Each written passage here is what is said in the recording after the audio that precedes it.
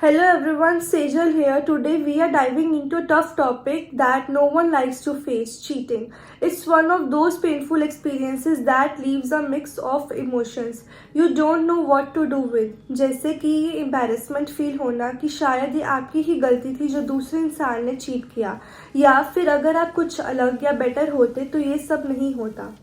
ये बहुत कंफ्यूजिंग होता है। Well know this, you can not control somebody's age behaviour. अगर उन्होंने चीट किया तो वो उनकी ही गलती थी, सिर्फ और सिर्फ उनकी। तो ज़्यादातर लोग कुछ साइंस दिखाते हैं एक्शन लेने से पहले, और अगर हम इन साइंस को आइडेंटिफाई कर लें तो हम पहले से प्रोएक्टिवेट होकर डिफरेंट आउटकम क्रिएट कर सकते हैं। So today I am going to give you 7 signs that man gives before they cheat. Listen it carefully. Number 1, he is picking unnecessary fights with you. अगर आप नोटिस करें कि उसका बिहेवियर अचानक से बहुत ज़्यादा इरिटेबल हो गया है और वो आपके साथ फाइट शुरू कर रहा है जो पहले नहीं होती थी, he is making you wrong in all these scenarios, तो ये एक रेड फ्लैग हो सकता है और दोनों के बीच लड़ाइयाँ बहुत फ्रिक्वेंटली होने लगी हैं।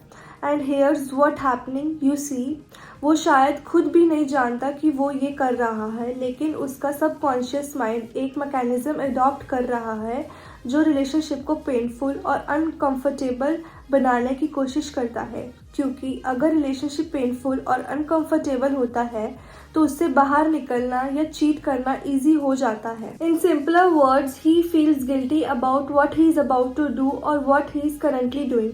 एंड अगर वो आपको बैड पर्सन बना सकता है, आपको बुरा दिखा देता है, तो उसका पूरा गिल्ट कम हो जाता है।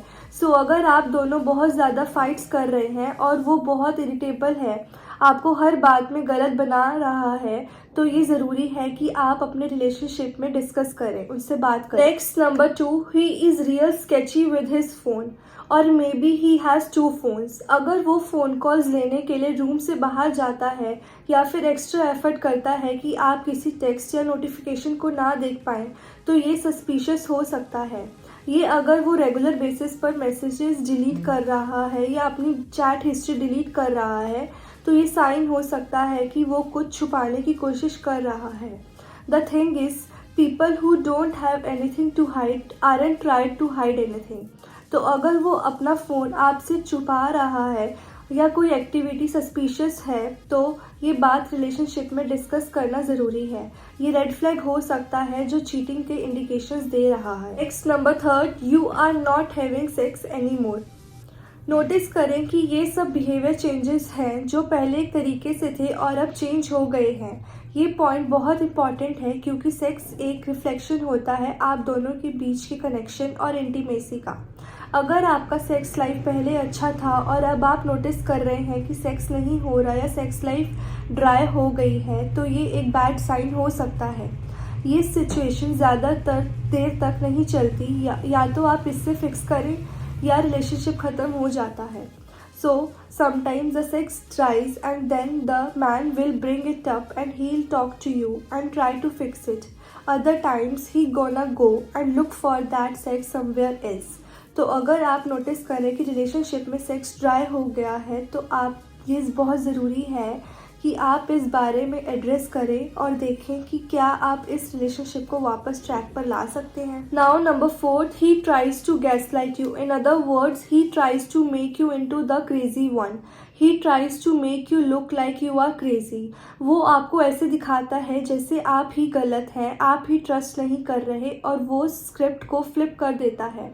वो आपको ऐसे दिखाता है जैसे आप उस पर अटैक कर रहे हैं और वो विक्टिम है, जबकि असल में उसने कुछ गलत नहीं किया। लेकिन जब वो आपको गैसलाइट कर रहा होता है, उसकी स्टोरीज कभी सेंस नहीं बनती, कुछ भी एडअप नहीं होता और उसके पास कोई स्ट्रेट आंसर्स नहीं होते। वो आपको गैसलाइट इसलिए करता है क्योंकि अगर वो आपको आपके अपने ऊपर डाउट करने पर मजबूर करा सकता है, अगर वो आपको ये सोचने पर मजबूर करा सकता है कि आपकी मेमोरी और इंटरप्रिटेशन गलत है, तो वो पावर पोजीशन में आ जाता है। आपको ये नहीं होने देना चाहिए। अगर आपको लगता है कि कुछ गलत है तो कुछ गलत है।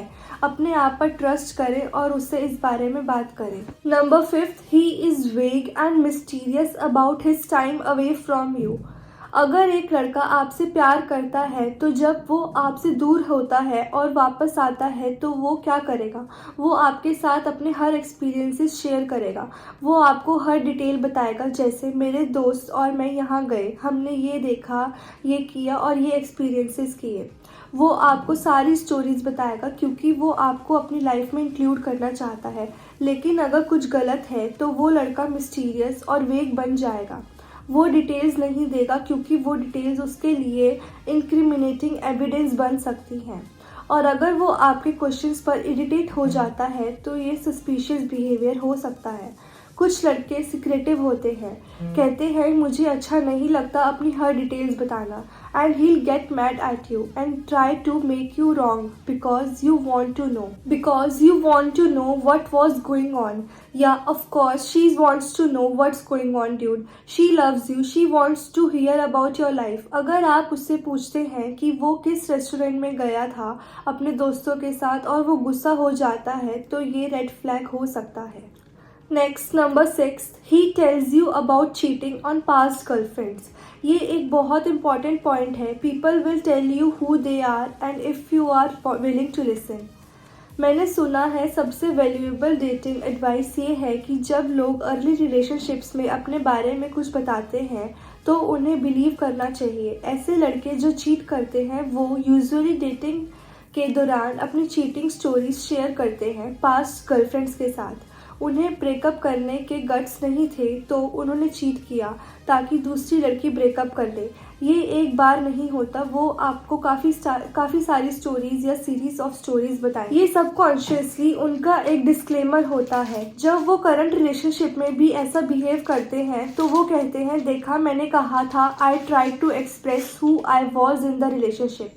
तो अगर कोई इंसान उसके कलरफुल चीटिंग पास्ट के बारे में शो ऑफ करता है तो आपको बहुत केयरफुल रहना चाहिए अपने इन्वेस्टमेंट्स पर और उस न्यू रिलेशनशिप में, तब तक जब तक आप ये ना कंफर्म कर लें कि वो इंसान एक नई ट्रैक पर है। Now comes to last, number 7, your intuition tells you something is of.